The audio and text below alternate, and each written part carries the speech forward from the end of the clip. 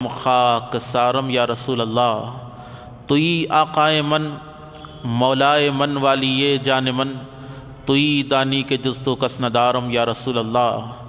دم آخر نمائی جلوے دیدار جامیرا، ذلطف تو ہمیں امیدوارم یا رسول اللہ، ذلطف تو ہمیں امیدوارم یا رسول اللہ۔ یا رسول اللہ یہ بزم کونین نمائش ہے تمہاری ساری، اور حق نے آپ ہی کے خاطر ہے سواری ساری۔ یا نبی آپ بنا دو تو محشر میں بن جائے گی، ورنہ بگڑی ہوئی باتیں ہیں ہماری ساری، ورنہ بگڑی ہوئی باتیں ہیں ہماری ساری۔ اور گر نہیں ملتا در محبوب سبحانی مجھے، کوستی رہتی قیامت تک یہ پیشانی مجھے، کوستی رہتی قیامت تک یہ پیشانی مجھے۔ اور ان کے پیچھے جا رہا ہوں میں خدا کے سامنے، کتنی مشکل راہ میں کتنی آسانی مجھے۔ اور اے جہنم جلتے جلتے ٹھنڈے دل سے غور کر، کیا بچا نہیں سکتے محبوب سبحانی مجھے، کیا بچا نہیں سکتے محبوب سبحانی مجھے۔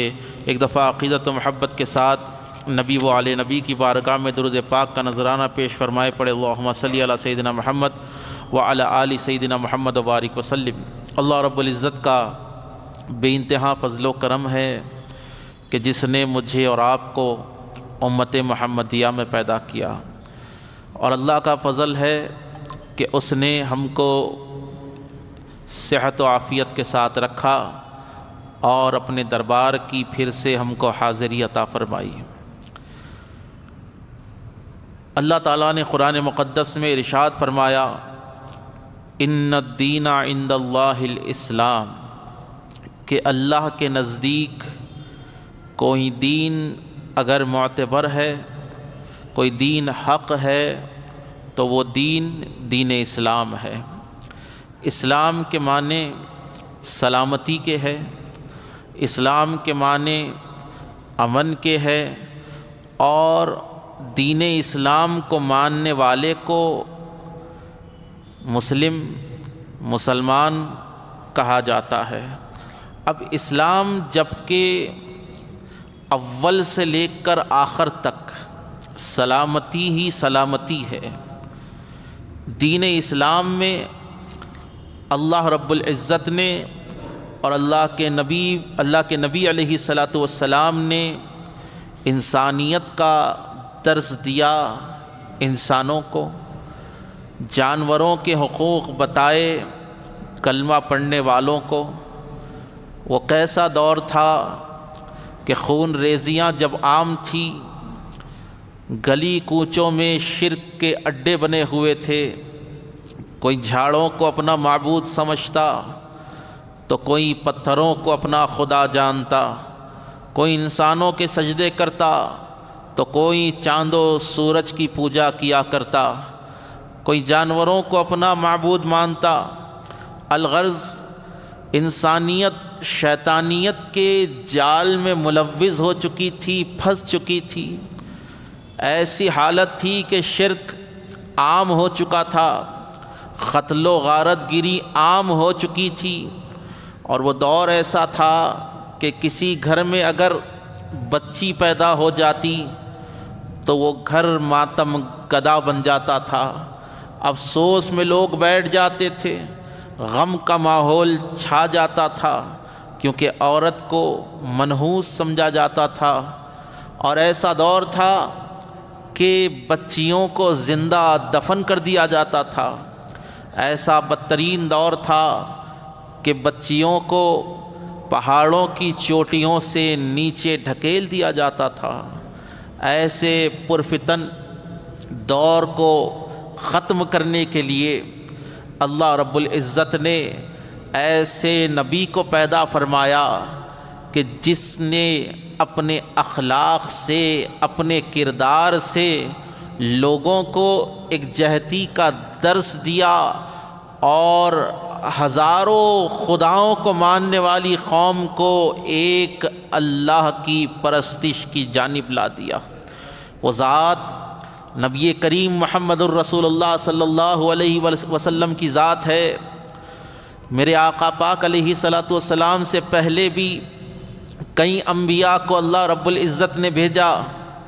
حضرت آدم علیہ السلام سے لے کر حضرت عیسیٰ علیہ السلام تک دیکھیں، کئی انبیاء آئے، کئی مرسلین آئے، کئی شریعتیں تبدیل ہوئی، کئی کتابیں اللہ رب العزت نے نازل فرمائی، کئی صحیفے اللہ رب العزت نے نازل فرمائے، اور ہر نبی نے اپنی قوم کو اللہ کی طرف بلایا.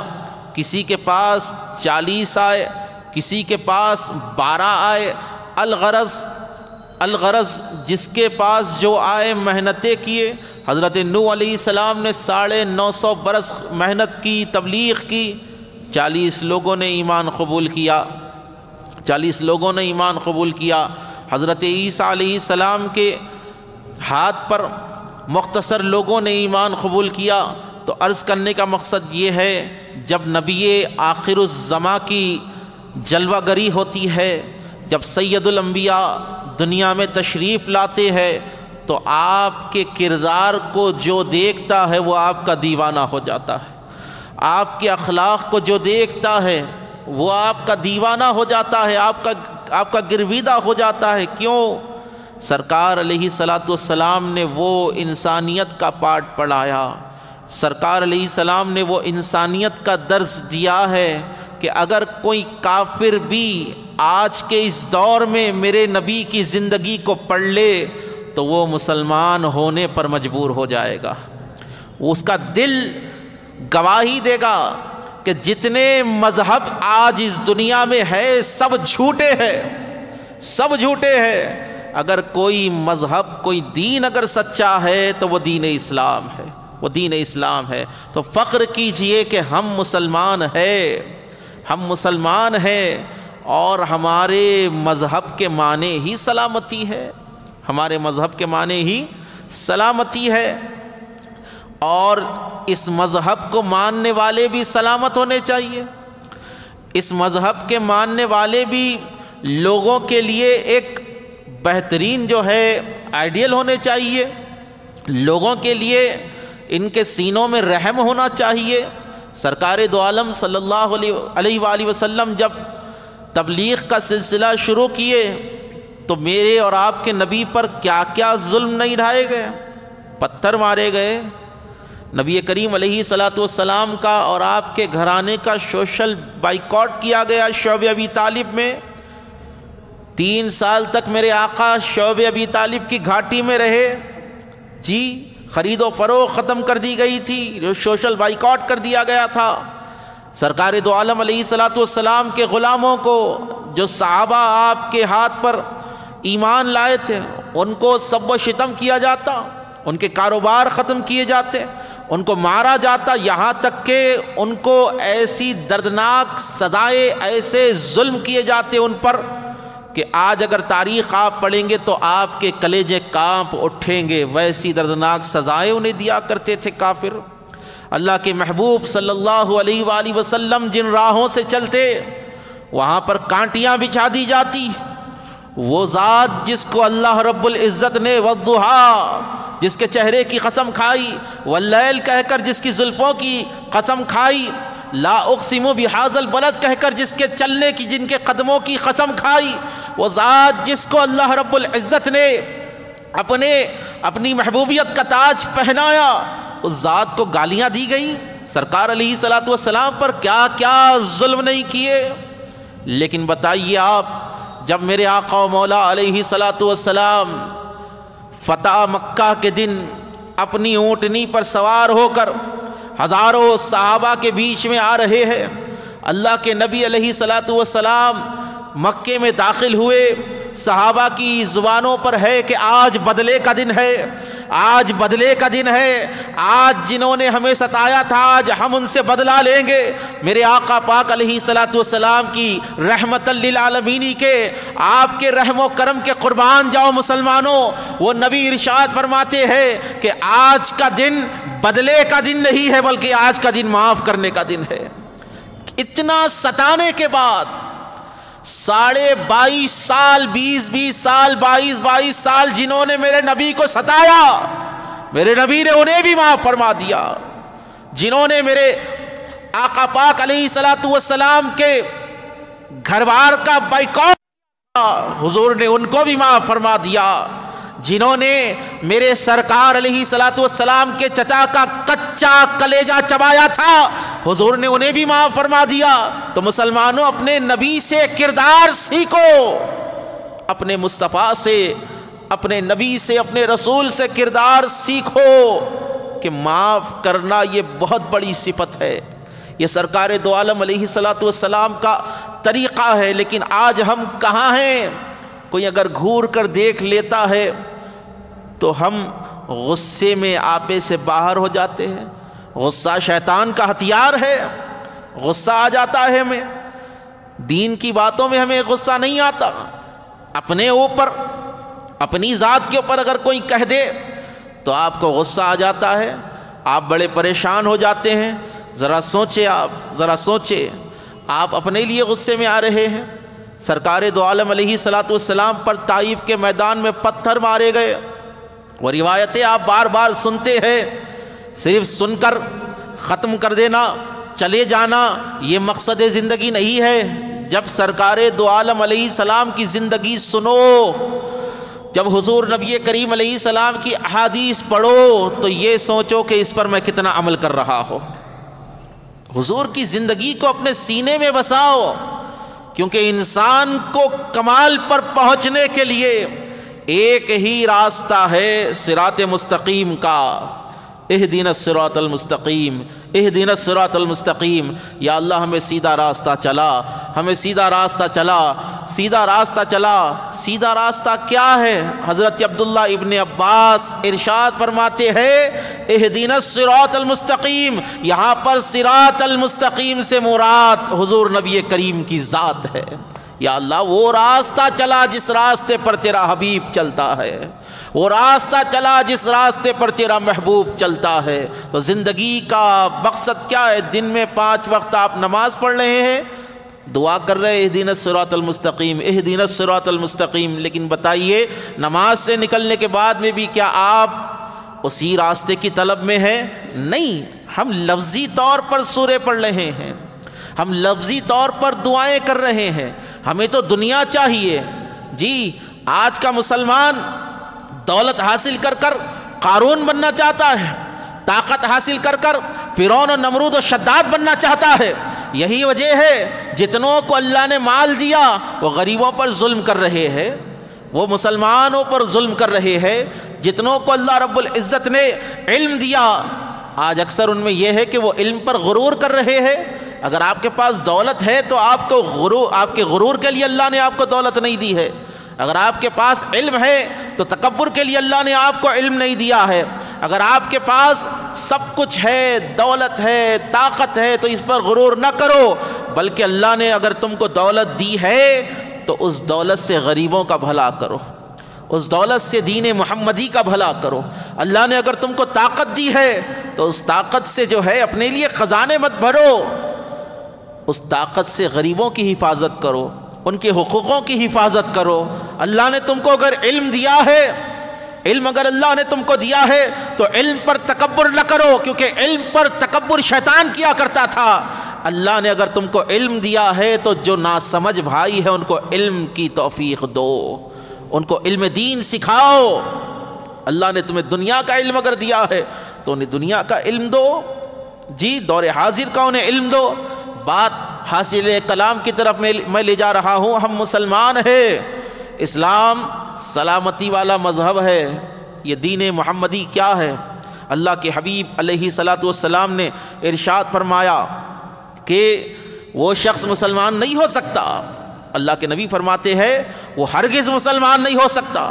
حضور نے 3 بار یہ جملہ فرمایا، صحابہ حیران ہو گئے، کہا کہ یا رسول اللہ کون مومن نہیں ہو سکتا؟ کون مومن نہیں ہو سکتا؟ اللہ کے نبی علیہ السلام نے ارشاد فرمایا جس کی زبان اور ہاتھ سے دوسرے مسلمان محفوظ نہ ہو۔ اللہ کے حبیب علیہ السلام نے فرمایا وہ مومن نہیں ہو سکتا کہ جس کے ہاتھ سے اور زبان سے اس کا پڑوسی محفوظ نہ ہو۔ آج اپنے آپ پر یہ حدیث کو انالائز کرے، کیا تمہاری زبان سے تمہارا پڑوسی متفق ہے یا تم گالیاں دے رہے ہو؟ کیا تمہارے ہاتھ سے، تمہاری طاقت سے تمہارا پڑوسی، تمہارے خاندان کا رشتہ دار محفوظ ہے، یا تم اس پر ظلم کر رہے ہو؟ وہ شخص مومن نہیں ہو سکتا جو دوسروں پر ظلم کرتا ہے. وہ شخص ایمان کے درجے پر نہیں جا سکتا جس کی زبان سے لوگوں کو تکلیف ہو. اللہ کے حبیب علیہ الصلاۃ والسلام ارشاد فرماتے ہیں، اللہ کے نبی نے ارشاد فرمایا، جو مسلمانوں کو خوف میں مبتلا کرتا ہے اللہ تعالیٰ اس کو جہنم میں داخل کرتا ہے. اللہ اس کو جہنم میں داخل کرتا ہے. خوف میں مبتلا کرنا. سوچئے، پڑوسی کو تکلیف دینا بھی گناہ ہے، کبیرہ گناہ ہے. پڑوسی کو تکلیف دینا کبیرہ گناہ ہے. پڑوسی پر ظلم کرنا کبیرہ گناہ ہے. جی اس کی پوچھ ہوگی. ایمان کی حلاوت وہ انسان نہیں پا سکتا جس سے آس پاس کے لوگ ڈرتے ہوں. آج یہی حال ہو گیا. لوگ کسی کی زبان سے ڈر رہے ہیں کہ یہ گالیاں دے دے گا، یا پھر اس کے ظلم سے ڈر رہے ہیں کہ یہ مار دے گا. بتائیے یہ کیسی خوف کی زندگی، یہ کیسی بدترین زندگی، ظلم کی زندگی آپ گزار رہے ہیں.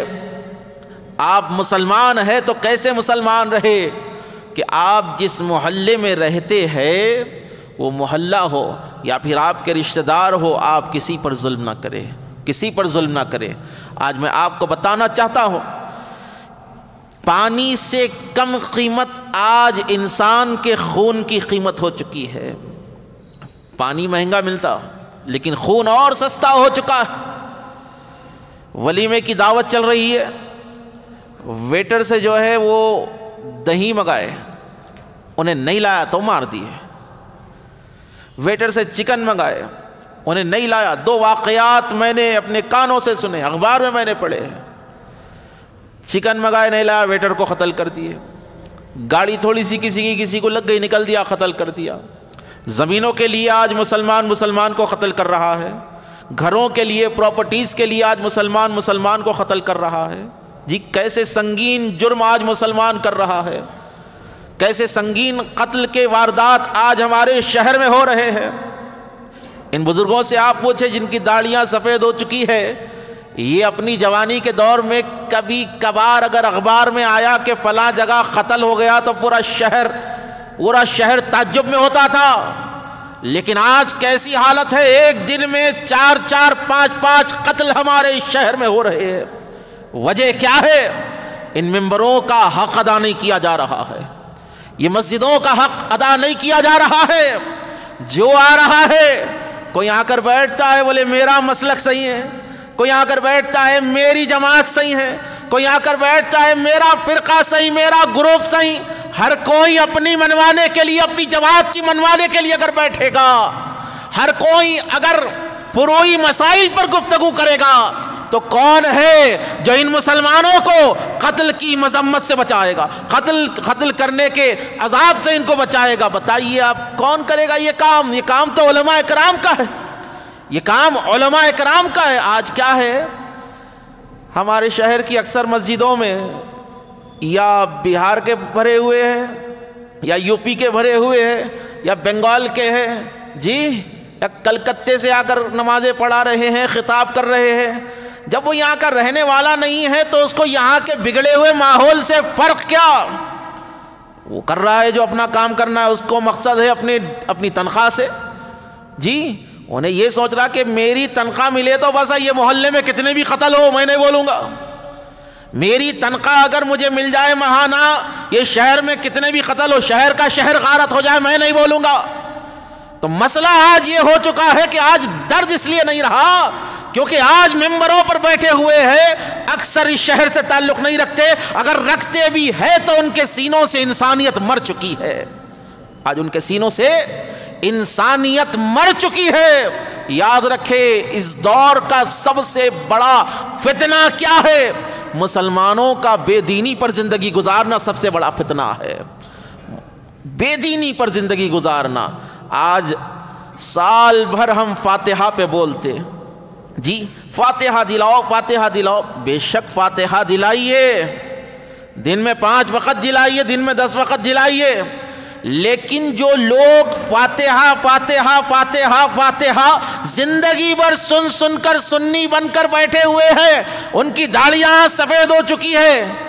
جب شب بارات کا دن آتا ہے تو گھر کے باہر پھرتے بھائی فاتحہ دے دو. بھائی فاتحہ دلاؤ تو آپ نے بتا دیا, فاتحہ کی فضیلت تو آپ نے بتا دی, اس کو فاتحہ پڑھنا کون سکھائے گا؟ فاتحہ پڑھنا کون سکھائے گا؟ بولے عرس کے فضائل تو ہمارے علماء بہت زیادہ بیان کر دیتے ہیں, لیکن یہ بتاؤ کیا کرامتیں بیان کر دینا ہی اسلام ہے؟ اولیاء اللہ کی زندگی کے اسلوب قوم کو بتاؤ, قوم کو بتاؤ کہ پیرانے پیر کی زندگی کیسے گزری تھی. 40 سال تک عشاء کے وضو سے میرے پیر غوث اعظم نے نمازیں پڑھی تھی فجر کی. امام اعظم ابو حنیفہ نے 40 سال تک عشاء کے وضو سے فجر کی نماز پڑھی تھی. کوئی نماز سرکار غوث اعظم کی قضا نہیں ہوئی تھی, کوئی نماز سرکار غریب نواز کی زندگی میں قضا نہیں ہوئی تھی, کوئی بتا نہیں سکتا. بتائیے آپ, آج ہم صرف عرس کے نام پر جلسے تو ہم کر رہے ہیں. کیا ہی بہتر ہو عرس کی محفل میں صاحب عرس کا کردار بیان کیا جائے, ان کی زندگی بیان کی جائے, تاکہ ان کے چاہنے والوں میں شوق و ذوق پیدا ہو, وہ بھی دین پر چل سکے, دین پر زندگی گزار سکے. بات میں آپ کو حاصل کلام کی طرف لے جا رہا ہوں.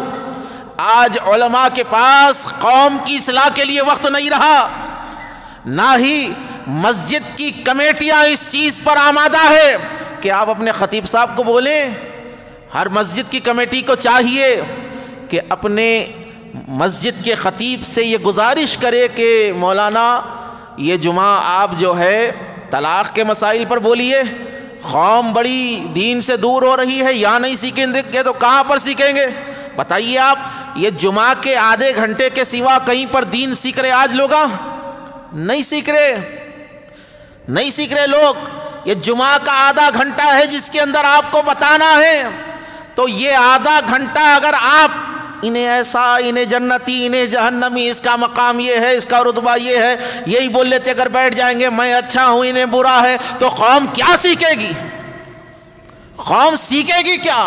آج قوم اگر غارت ہو رہی ہے تو وجہ یہ ہے, اللہ کے حبیب علیہ الصلوۃ والسلام نے ارشاد فرمایا, کتاب الفتن کی حدیث پاک ہے, حضرت عبداللہ ابن عمر سے روایت ہے کہ فرماتے ہیں کہ اللہ کے نبی صلی اللہ علیہ وآلہ وسلم ہمارے درمیان تشریف لائے اور آپ نے فتنوں کا ذکر کرنا شروع کر دیا کہ قیامت سے پہلے ایسا ہوگا ایسا ہوگا. حضرت عبداللہ ابن عمر کہتے ہیں اللہ کے نبی نے کہا کہ قیامت کی عنقریب علم اٹھا لیا جائے گا, علم اٹھا لیا جائے گا. مقصد کیا ہے؟ علماء تو رہیں گے, فاضل تو بنیں گے, کامل تو بنیں گے, مفتی تو بنیں گے, علامہ تو دہر تو ہوں گے, لیکن علم پر عمل نہیں رہے گا, علم پر عمل باقی نہیں رہے گا. کہا کہ اللہ کے نبی نے کہا کہ علم اٹھا لیا جائے گا اور لوگ ایک دوسرے کا قتل کریں گے, ایک دوسرے کا قتل کریں گے, ایک دوسرے کا قتل کریں گے لوگ. بتائیے آپ, ایک مسلمان جب ایک مسلمان کو قتل کرتا ہے, قتل عمد, قتل کی بھی 3-4 قسمیں, قتل عمد ہے, قتل شبہ عمد ہے, قتل خطا ہے. جی اس کی کئی قسمیں ہیں, میں قسمیں بیان کرنے آپ کے پاس نہیں بیٹھا ہوں, لیکن جو قتل عمد آج ہو رہے ہیں, کسی مسلمان کو دولت کی چکر میں مار دینا, کسی مسلمان کو اپنی عاشقی کی چکر میں مار دینا, کسی مسلمان کو جو ہے ذاتی غصے کے اندر مار دینا, اس کو ہلاک. ذرا سوچو, اگر تم ایک مسلمان کو ناحق مار رہے ہو تو تم ایک کو نہیں مار رہے ہو. اللہ تعالیٰ فرماتا ہے کہ جس نے کسی ایک انسان کا قتل ناحق کیا, کسی ایک انسان کو اگر کسی نے قتل کیا تو اس نے ایک انسان کو قتل نہیں کیا بلکہ پوری انسانیت کو اس نے قتل کیا ہے, پوری انسانیت کو اس نے قتل کیا. اللہ کے حبیب علیہ السلام فرماتے ہیں کہ ایک انسان کا قتل اگر کسی نے کر دیا, کسی مسلمان کو اگر کسی نے قتل کر دیا, اللہ کے حبیب فرماتے ہیں کہ وہ جہنمی ہو گیا, وہ مرتد ہو گیا, یعنی دین سے وہ پھر گیا. اللہ فرما رہا ہے, اللہ کا حبیب فرما رہا ہے کہ انسانیت کا مرتبہ کیا ہے, انسانیت کا درجہ کیا ہے. جی صلہ رحمی ہمارا اسلام بتا رہا ہے.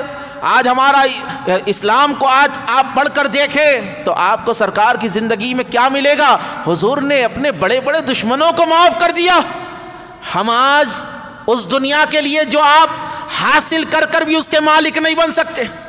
آپ نے اگر 500 گز 100 گز یا 1 ایکڑ زمین یا 10 ایکڑ زمین کے لیے یا کچھ پیسوں کے لیے کسی انسان کا قتل کر دیا تو وہ زمین آپ کب تک حاصل کر رکھیں گے؟ کب تک وہ زمین آپ کی رہے گی؟ آپ کو وہ چھوڑ کر جانا ہی ہے۔ بتائیے آپ، آج اگر کوئی کلمہ پڑھتے ہوئے کسی مسلمان کو قتل کر رہا ہے تو اس نے ایک کو نہیں، کسی ایک انسان کو اگر کسی نے قتل کر دیا، اس نے ایک انسان کو نہیں بلکہ ساری انسانیت کو اس نے شرمندہ کر دیا۔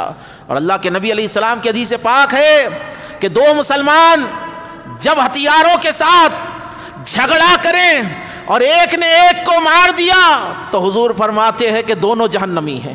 کتنے؟ دونوں جہنمی ہے۔ صحابی نے عرض کیا یا رسول اللہ، مارنے والا جہنمی ہونا چاہیے، مرنے والا کیوں جہنمی؟ اللہ کے نبی فرماتے ہیں کہ مرنے والے کے دل میں بھی یہی خیال تھا کہ میں اس کو مار دوں گا، میں اس کو مار دوں گا۔ تو آج بتائیے آج دور کیسا چل رہا ہے؟ اور ایک چیز میں آپ کو بتا رہا ہوں، جو حضرات سن رہے ہیں درود شریف کا نذرانہ پیش کرے، پڑھے اللہم صلی علی سیدنا، ذرا زور سے درود شریف پڑھے، اللہم صلی علی سیدنا محمد وعلی آل سیدنا محمد وبارک وسلم۔ بات حاصل کلام کی طرف میں لے جا رہا ہوں۔ آج کتنے لوگ ایسے ہیں جن کی فرینڈ لسٹ میں کہیں نہ کہیں کدھر نہ کدھر ایک روڈی تو رہتا۔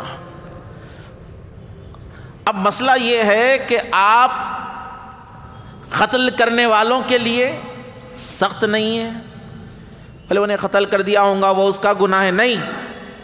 اللہ کے نبی علیہ السلام ارشاد فرماتے ہیں کسی نے بھی اگر کسی انسان کے قتل میں ایک کلمے کے برابر بھی مدد کی، اللہ تعالیٰ ان تمام کو جو ہے جہنم میں داخل کرے گا۔ اگر کوئی قتل کر آ رہا ہے محلے میں، اگر آپ نے اس کو جسٹیفائی کر دیا کہ بھائی انہیں صحیح کرا، تو آپ بھی قتل میں شامل ہو چکے ہیں، آپ بھی قتل میں شامل ہو چکے ہیں۔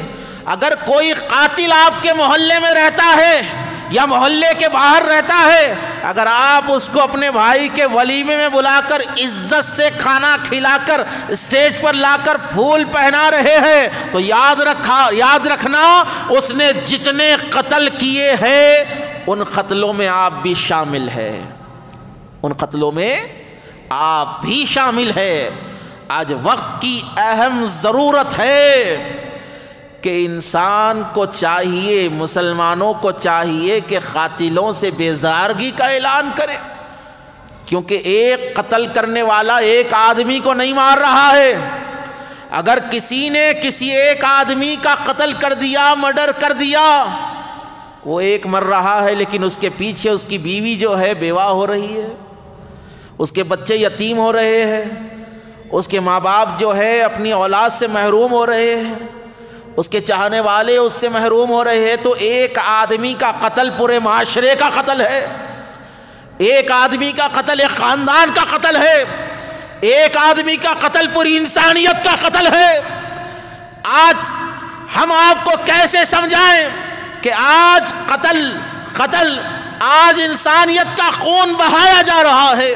آپ دیکھیں ایسے قاتلوں پر اللہ کی لعنت ہے، لعنت ہے اللہ تعالیٰ کی ایسے قاتلوں پر جو قتل کر رہے ہیں اپنا غرور ثابت کرنے کے لیے، اپنی شان ثابت کرنے کے لیے۔ اللہ کے حبیب علیہ السلام ارشاد فرماتے ہیں اگر ساری دنیا، زمین والے ہو آسمان والے ہو، کسی ایک آدمی کے قتل میں سب مل کر آمادہ ہو جائے تو اللہ پوری دنیا کو جہنم رسید کر دے گا۔ 10,000 آدمی مل کر بھی اگر ایک آدمی کا قتل کرے تو وہی جرم ہے۔ ایک آدمی نے بھی اگر ایک انسان کو قتل کیا تو پوری انسانیت کو مارنے کا جرم ہے۔ لیکن آج بڑے افسوس سے کہا جا رہا ہے کہ آج قاتلوں کی مذمت نہیں ہوتی۔ آج کہاں گئے وہ لوگ جو عمل کی تلقین کرتے ہیں؟ کہاں گئے وہ لوگ آج شہر میں جگہ جگہ پر قتل ہو رہے ہیں؟ اور آج ہمارے مسلمانوں کا معاشرہ کیسا ہو چکا ہے میں تمہیں کیا بتاؤں۔ تم اپنی آنکھوں سے دیکھ رہے ہیں کہ 11 مہینے کی دلہنیں جو ہے پنکھوں سے لٹک کر خودکشی کر رہی ہے، سوسائڈ کر رہی ہے۔ آج کیا حال ہو چکا ہے. میں نے ایک نیوز دیکھی تھی کہ 2 ہفتے یا 3 ہفتے کی دلہن پنکھے سے لٹک کر جو ہے سوسائڈ کر لی. جی پرسوں میں نے سنا، بس 1 مہینہ پہلے ہمارے پرانے شہر کی ایک لڑکی جس کا نکاح ہو کر بس 10 مہینے ہوئے تھے، وہ پنکھے سے لٹک گئی اور اس نے سوسائڈ کر لیا. کون ذمہ دار ہے ان چیزوں کا؟ ان چیزوں کا اگر کوئی ذمہ دار ہے تو ہم سب ہے. ہماری بے دینی ہے، ہماری بے دینی ہے. ہم سب سیکھنا چاہتے ہیں لیکن ہم اسلام نہیں سیکھنا چاہتے. ہم سب کرنا چاہتے ہیں لیکن اسلام پر ہم عمل نہیں کرنا چاہتے. ہم کیوں ہم جمعے کے مسلمان بنے بیٹھے ہیں. ہمارا تعلق ہفتے کے 6 دن مسجدوں سے نہیں رہتا. ہمیں مسلمانی یاد آتی ہے. ہمیں عطر مسواک اگر یاد آتا ہے تو جمعہ کے دن یاد آتا ہے. ہم کو مسجدیں یاد آتی ہے تو جمعہ کے دن یاد آتی ہے. ہم کو کردار یاد آتا ہے تو جمعہ کے دن یاد آتا ہے. ارے سمجھو آپ اپنی زندگی کیسے تباہ کر رہے ہیں، کیسے ہم اپنی زندگی کو تباہی کی طرف لے جا رہے ہیں. اللہ تعالیٰ میرے بولنے میں وہ طاقت دے کہ اللہ تعالیٰ آپ کے دلوں کو جھنجھوڑ دے، اللہ آپ کے سینوں میں رحم پیدا کرے. لیکن ایک چیز تو آپ یہاں پر عہد کرے کہ نہ آپ کسی انسان کا قتل کریں گے، نہ کسی انسان کے قتل میں کسی قاتل کی مدد کریں گے. کہیے انشاءاللہ کبھی ہم کسی کا قتل نہیں کریں گے. اللہ ایسا وقت نہ لائے کہ ہمارے ہاتھوں میں ہتھیار ہو. اللہ ایسا وقت نہ لائے کہ ہمارے ہاتھوں سے کوئی بے گناہ قتل ہو جائے. کیوں؟ جو ایک انسان کو قتل کرتا ہے مرتد ہو جاتا ہے، وہ اسلام سے پھر جاتا ہے. اب وہ لاکھ توبہ کر لے، یہاں تک کہ حدیث پاک میں آتا ہے جس نے کسی مسلمان کو قتل کیا، جس نے کسی مسلمان کو ناحق قتل کیا، اللہ کے نبی فرماتے ہیں اللہ نہ اس کا فرض قبول کرتا ہے نہ نفل قبول کرتا ہے. نہ فرض نماز قبول ہوتی نہ نفل نماز قبول ہوتی. قاتلوں کو پروموٹ نہ کرو، قتل کی مذمت کرو. اگر مارنا ہی ہے آپ کو تو اپنی بری خواہشات کو مارو، اپنی ان خواہشات کو مارو جو یہ مسجدوں سے روک رہی ہے. اگر آپ کو مارنا ہے تو ان خواہشات کو مارو، ان خواہشات کو مارو جو فتنہ انگیزی کر رہی ہے. آج زنا عام ہو رہا ہے، زنا کی خواہشوں کو مارو. آج جو ہے چوریاں عام ہو رہی ہے، یہ بدترین دنیا کی ہوس کو ختم کرو. آج قتل و غارت گریاں عام ہو رہی ہے. اگر کچھ ختم کرنا چاہتے ہو تو اپنی جہالت کو ختم کرو، انسانوں کو ختم مت کرو. انسانوں کے ختم ہونے سے آپ کی زندگی میں سدھار نہیں آ سکتا. جہالت کو تو انسانیت جو ہے آزاد ہو جائے گی. جہالت کو ختم کر دو. جس دن جہالت ختم ہو جائے گی اس دن ہر انسان کی زندگی سنبھل جائے گی. جس دن جہالت ختم ہو جائے گی اس دن یہ بچیوں کا سوسائڈ کرنا بھی ختم ہو جائے گا. جس دن جہالت ختم ہو جائے گی بوڑھے ماں باپ کے آنسو آنکھوں میں رک جائیں گے، ماں باپ کو رونے کی ضرورت نہیں رہے گی. جس دن جہالت ختم ہو جائے گی بچے جو یہ سگریٹ نوشیاں گانجا نوشیاں کر رہے ہیں، شراب نوشی کر رہے ہیں، ویسے بچوں کی تربیت صحیح ہوگی. آج مسلم معاشرہ اگر تباہ ہوا ہے تو ہماری بے دینی کی وجہ سے ہوا ہے. بات حاصل کلام آپ سے یہی کہتا ہوں کہ اگر تم سچے مسلمان ہو تو تم کو عمل میں اسلام ظاہر کرنا ہوگا. کہاں پر؟ عمل کے ذریعے تم کو اسلام ظاہر کرنا ہوگا. اور میں آپ تمام حضرات سے ایک چھوٹی سی گزارش کر رہا ہوں کہ انسانیت عام کریں، محبتیں عام کریں. بالخصوص مساجد کے صدور معتمدین جتنے